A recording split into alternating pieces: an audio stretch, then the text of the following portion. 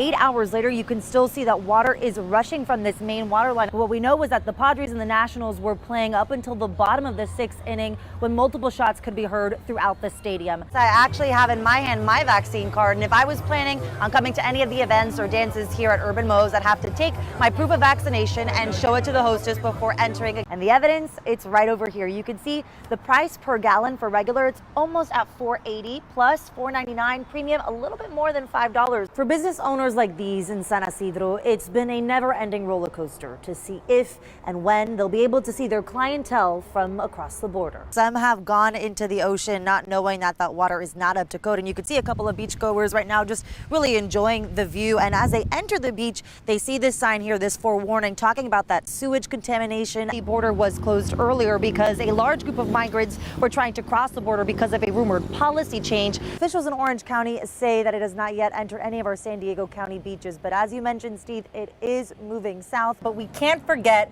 about the food. Of course, the most important part, my favorite part. Princeton, can you tell me a little bit about this? Scarecrow might catch me if I'm not too quick. We're at the Walker household where they've been doing this spooky setup for the past 20 years. On July 23rd at 9 p.m., San Diego police say they received a call of a victim being shot multiple times in the groin, the suspects fleeing.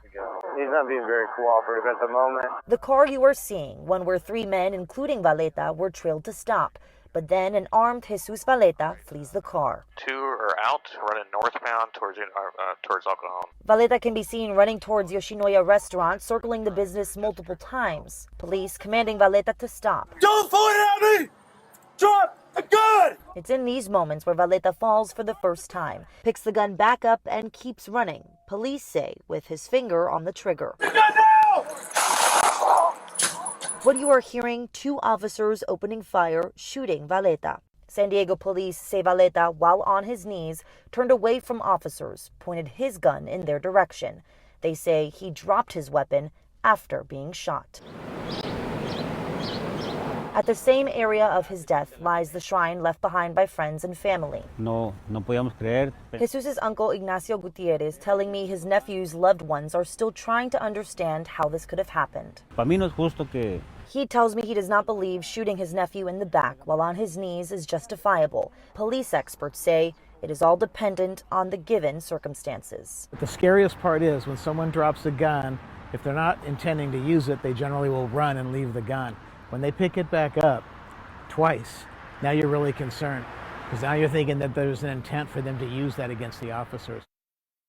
Estábamos cargando una plataforma. Leonardo Winces saw it all unfold. He says in Spanish he and his son were moving a platform with car parts when Mi hijo fue el que se dio cuenta. Dice, papá, hay lumbre. his son saw a fire. Leonardo says he ran to see. The flames were already growing. He told me a nearby water source had run dry. A fire extinguisher, no match.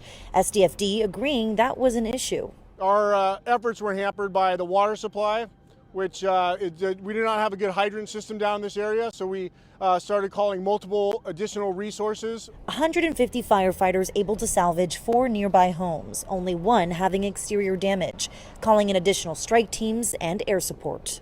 The fire itself was of significant intensity. The water supply was definitely an issue, and then the wind that materialized about 30 minutes into the fire really contributed to making it an intense fire.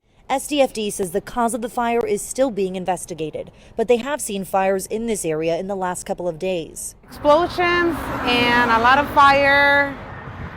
It's crazy. Jennifer Rios knows the owner of the auto repair shop. I mean, it's pretty sad what it's going through. And I mean, it's just scary, you know, everything with fire and it's just explosions. This third alarm fire destroying roughly 200 vehicles. Leonardo saying he's just grateful. Pues que Dios siempre tiene planes. That the things lost they can always get back, but he and his son and others are safe.